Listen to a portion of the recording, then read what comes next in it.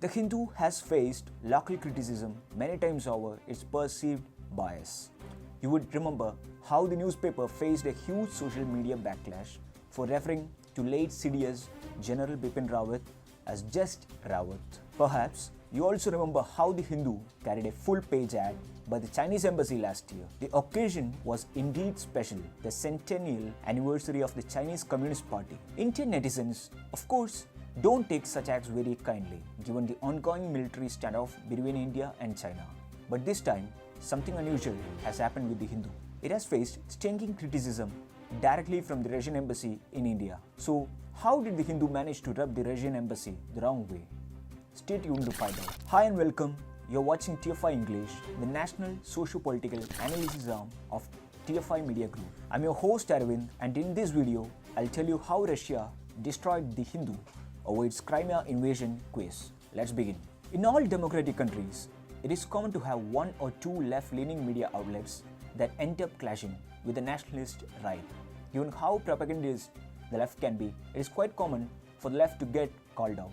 The Hindu, for example, gets called out many times by the netizens, very often for obvious reasons. What, however, is not so common is a diplomatic mission calling you out. And guess what? This rare event has just occurred.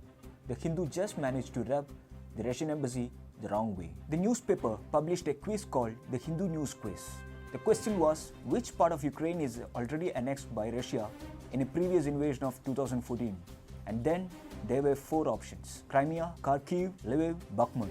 Russia is already facing a lot of Western propaganda over growing tensions with Ukraine, and the Russian embassy didn't take the Hindu quiz very kindly. So it had something to say to the newspaper. The Russian embassy tweeted, "Dear Hindu, tell us more about the previous invasion. We haven't heard of that." The Hindu deleted its tweet later, but the screenshot has been shared widely on social media.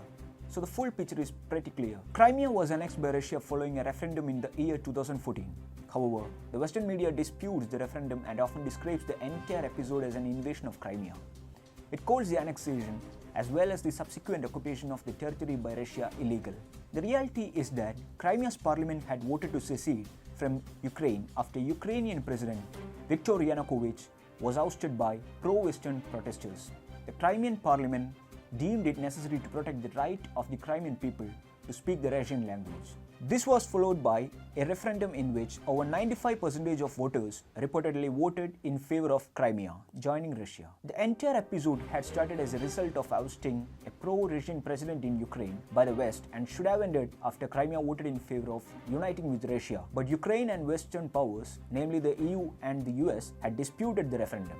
Thereafter, the US and the EU imposed unilateral sanctions against Russia, due to which the Russian economy has been suffering for almost 8 years now. After Biden came to power, the US once again started Ukraine propaganda, and the matters are currently heating up, about which you get to read on an almost everyday basis. However, India had taken a different stand back then. Then National Security Advisor Shiv Shankar Menon had even said, "There are legitimate Russian and other interests involved and we hope they are discussed and resolved." India had opposed Western sanctions against Moscow.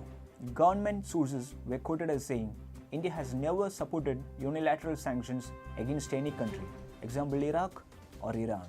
Therefore, we will also not support any unilateral measures by a country or a group of countries." So you can understand why the Hindu faced a tough counter question for its crime invasion quiz.